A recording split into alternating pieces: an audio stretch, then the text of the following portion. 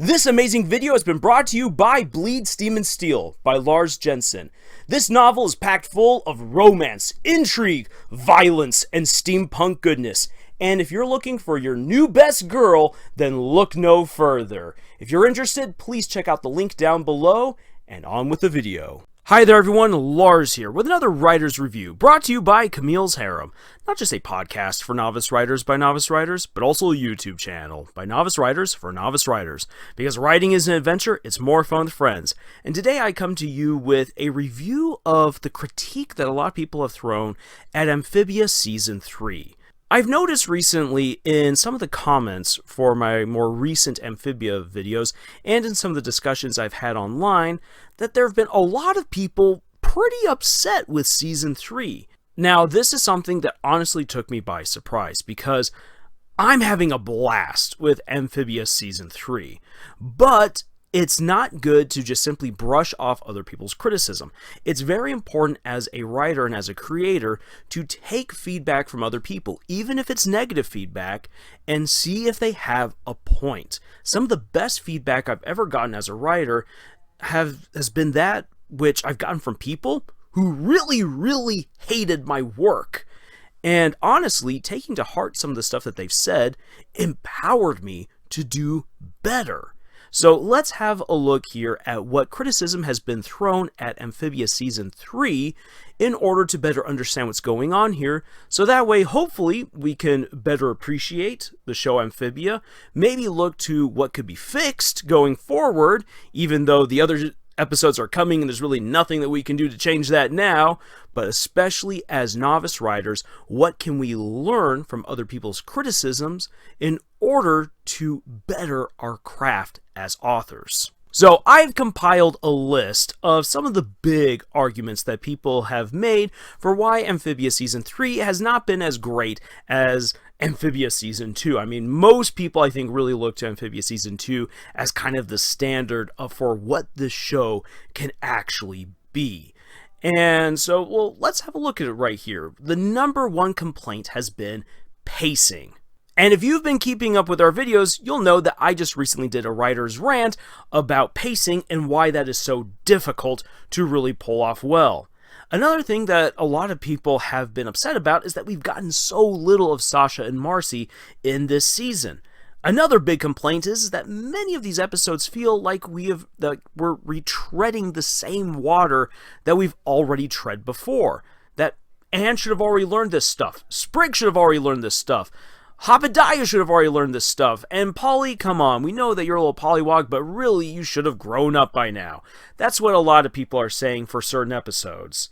And really emphasizing the point, a lot of people feel like Anne hasn't really grown up the way that she should as the show's lead protagonist.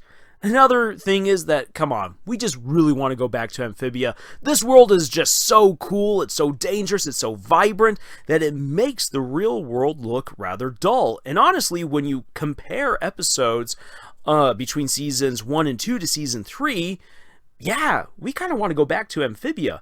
The episodes where we've gotten to see Sasha and Marcy and what's happening with them have felt like a beautiful homecoming, more so than anything else. Another criticism that has been lobbed at Season 3 is that with so much happening on Earth, it feels like we're really going to rush any sort of necessary world building or storytelling in order to bridge all of the gaps between Seasons 2 and 3 and answer all of the questions that we were left with after True Colors. Especially a lot of the questions revolving around the core, King Andreas, what's really happening with the Calamity Box, who were his friends, what happened with the Planter's family way back in the day. There's a whole lot of questions and only half a season to answer all of that. So people are wondering how on earth can they do this, especially with the pacing problems. Another complaint that I've seen from a lot of people is that they just don't like a lot of the human cast that has been introduced. Either they feel that some of these characters are tokenized, or they feel like there's not enough depth given to them, or they just don't like them. So yeah, there's that criticism. And I will also throw this one out there because this has been something that, again, I have seen people complain about it, so I'll just add this to the list. The lack of shipping. I already addressed this in my Amphibia continuity video, and I will get back to this one later on. Finally, there are a lot of people who are really upset with what seems to just be blatant bullying of Mr. Boonchoi. So now let's take a moment, pump the brakes, and let's talk about these criticisms right here and see what we can learn, see what the show is actually doing. And I'm going to start with the very last point, the so-called blatant bullying of Mr. Boonchoi. I've talked about this with some other people, and I honestly feel like Mr. Boonchoi isn't really being bullied. Is he comedic relief? Absolutely. But there's a big difference between having a comical relief character and a character who just exists to get beaten up on.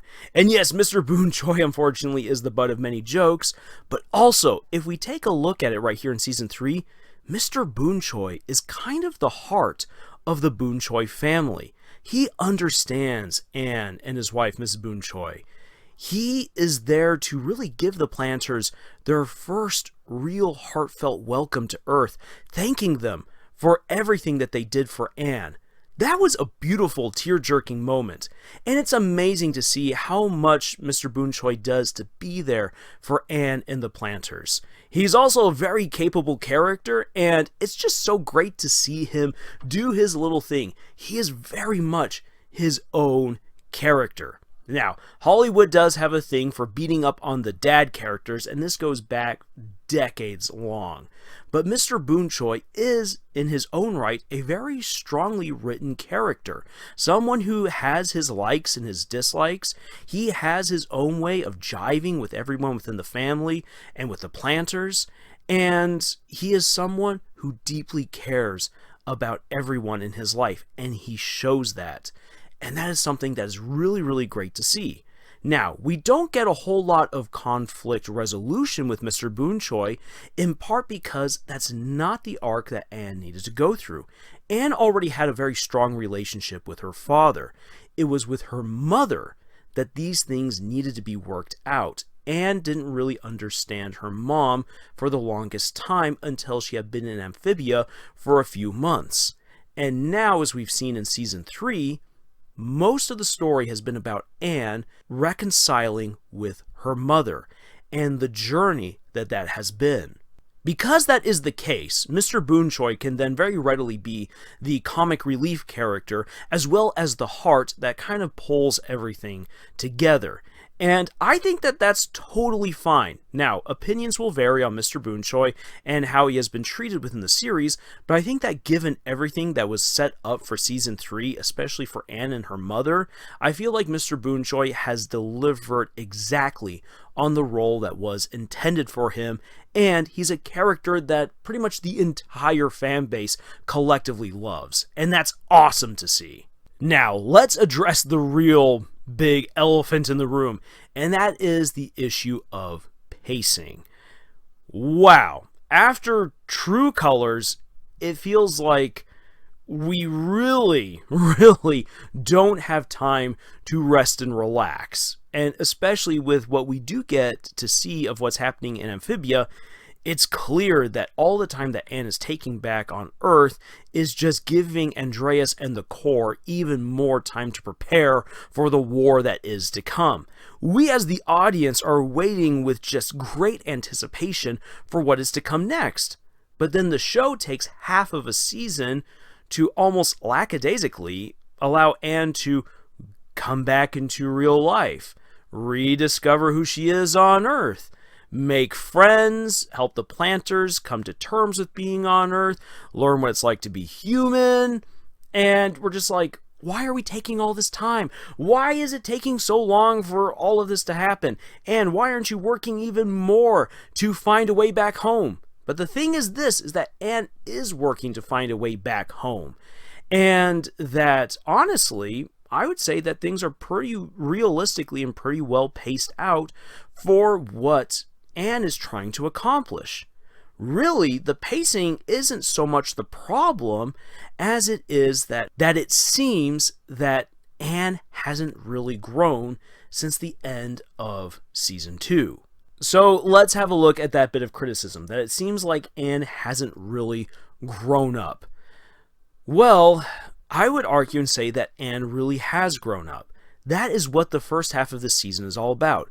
Taking everything that she learned from her 2 seasons in Amphibia and putting them into practice to fully reconcile with her parents and especially her mom, to fully solidify not just a strong friendship with the planters, but a strong familial bond with everyone.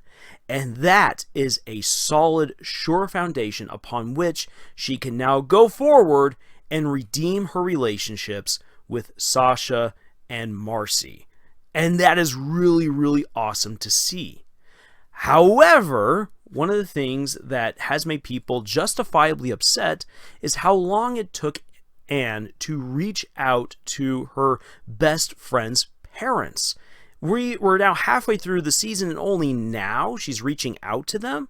And so it feels like, come on, Anne, you really have the bravery, you have the heart, you should have done this sooner. Also, why are we retreading this water of Anne and Sprig confirming their relationship, their fantastic friendship over multiple episodes? We already knew, thanks to the ending of season 2, that they were best friends. This is something that I can't defend.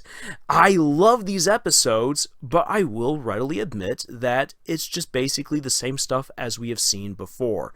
Again, I love these episodes, but in terms of pacing, well, it does feel like we've kind of slowed things down to address things that we already knew. I will say this, however, Amphibia does not have filler episodes. I know that there's a lot of people who are going to disagree with me on that, but if you honestly look back from seasons 1 to season 2, so much of what we might consider to be, well, filler material actually ended up being kind of important, either introducing characters who would be very valuable later on, helping characters to learn very valuable lessons, or dropping very important world building for later on down the road. There are episodes back in season 1 that are already coming full circle in season 3, or that have set up very important points to be addressed later on in the second half of season 3. Really, it's amazing how interconnected the entire series is. There's really no such thing as filler within Amphibia. However, season 3 is probably the first time that I've felt as a viewer that maybe this is a little bit more of a filler episode, and that's a little bit disheartening for a show that's been so consistent and so on point with everything that is done. Now then, I do have to remind everyone that the heart of Amphibia is not about, hey, we're going to go on this amazing adventure to save 2 different worlds. No, the heart of Amphibia is addressing toxic relationships and how to recognize when those relationships are toxic and how to build up good, positive relationships. That is what Amphibia is all about, and that is what season 3 continues to be all about.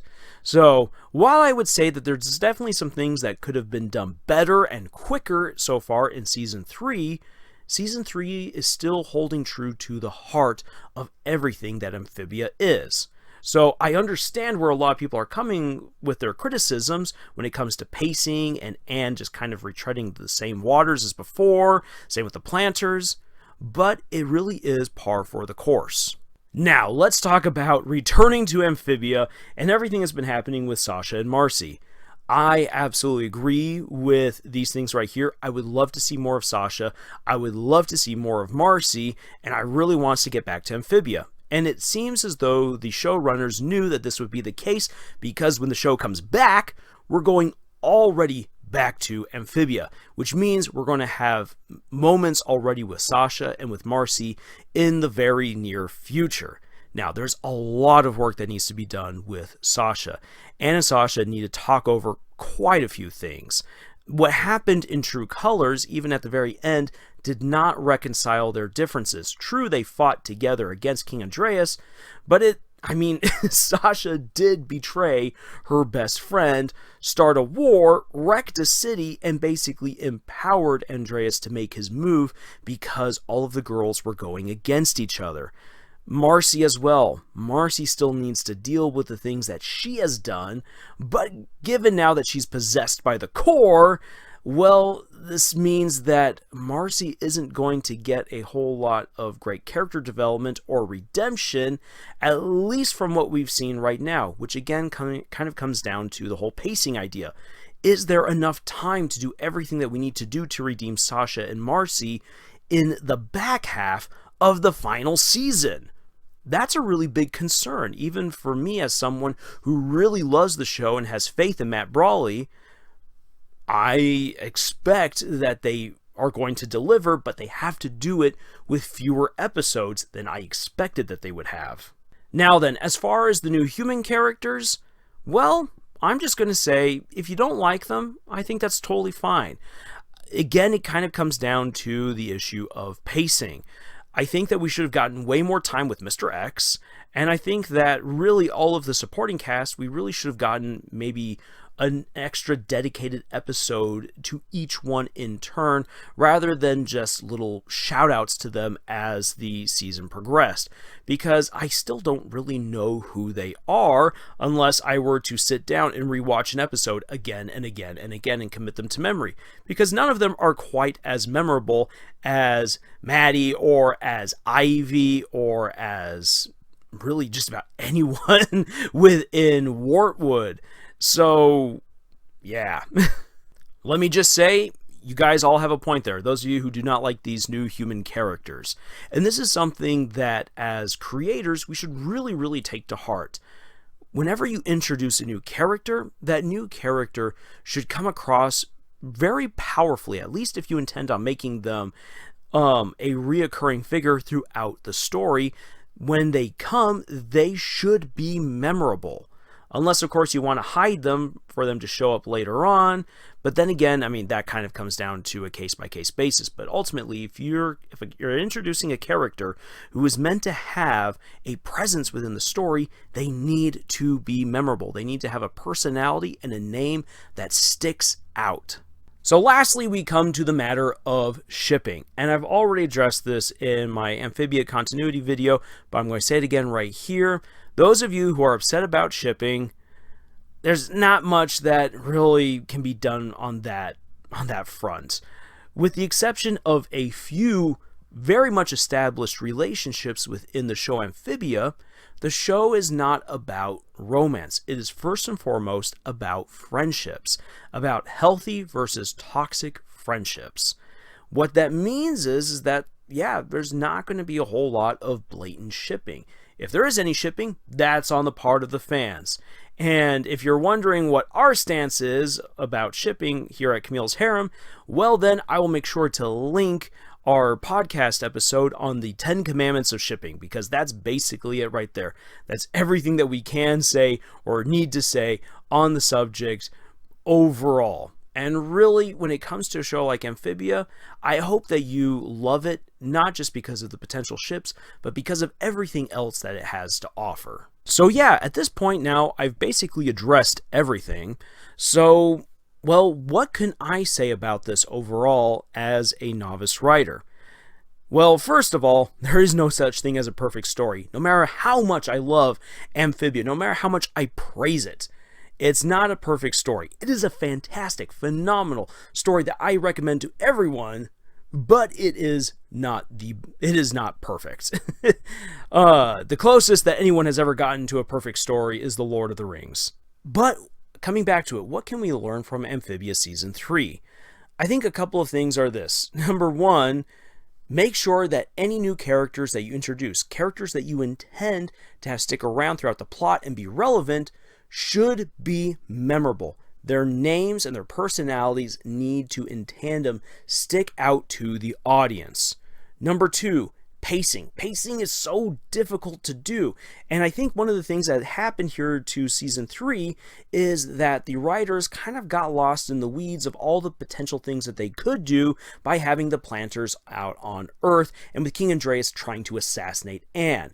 There's a lot of really great stuff happening in Season 3, but there's also a lot of side plot stuff happening that, well, either could have been completely omitted or could have been sped up to make for a much tighter storytelling that would have been way more impactful. And that comes down to a matter of editing. That comes down to a matter of being honest with yourself once you've written your story, what should stay and what should go.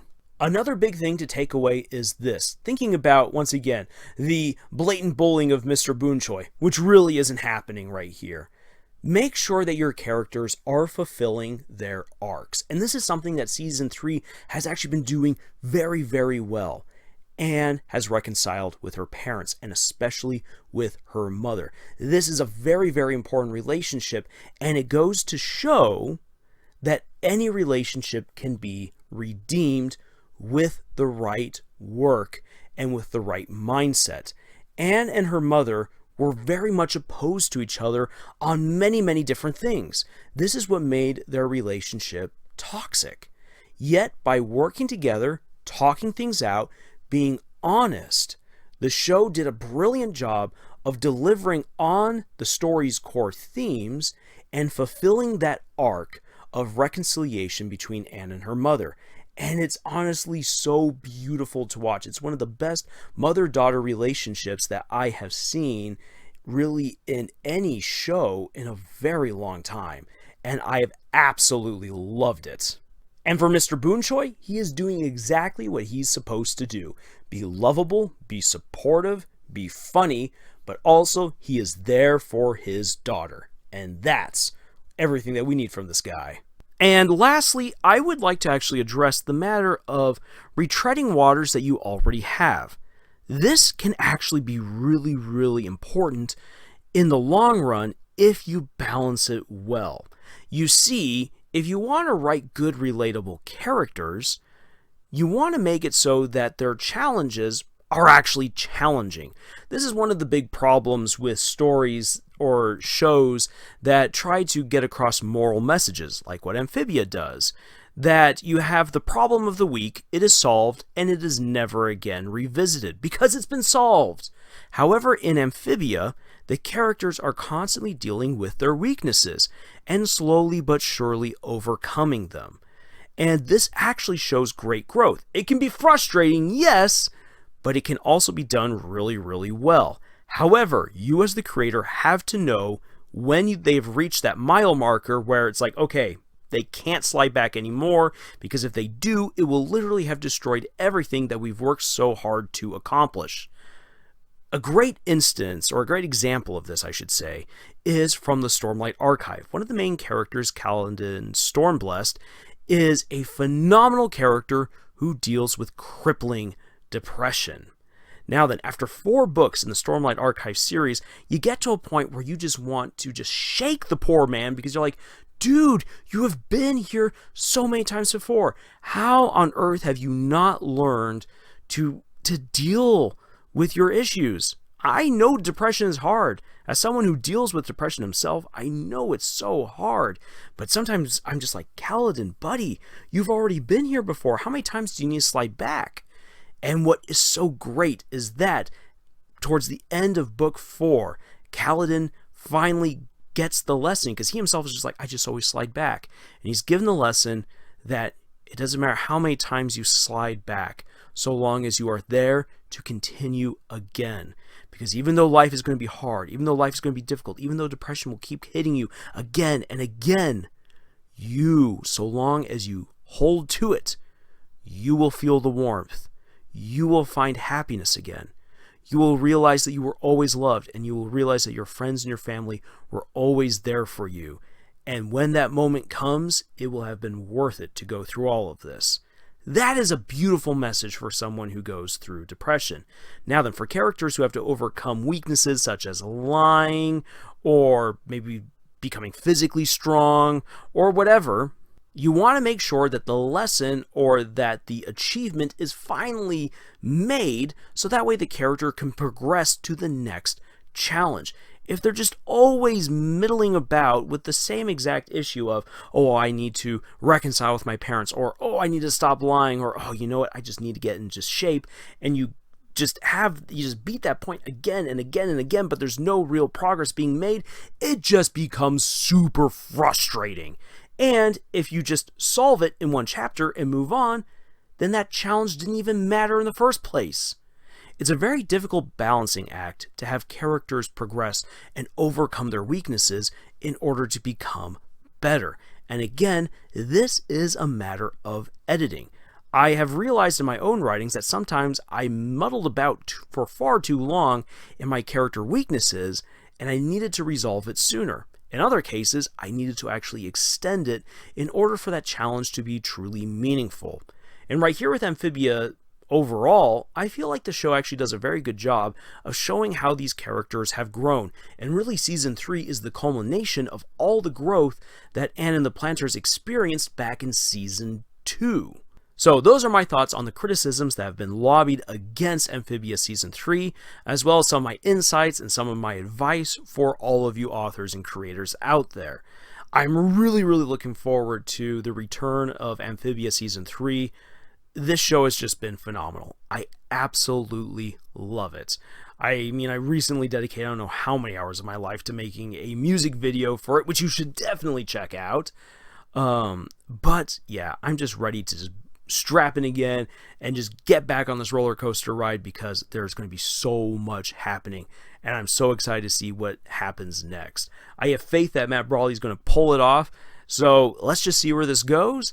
And until the next video, y'all, if you're looking for more writing advice or for more insights into Amphibia, please check out our other videos here on Camille's Harem. We also have podcast episodes for you to check out over at Podbean, iTunes, Google Play, Spotify, the works. We have writing exercises on our Pinterest page, and we would love for all you authors out there to join our writing community. All links for all of that are down in the description. And until the next video, y'all, tschüss.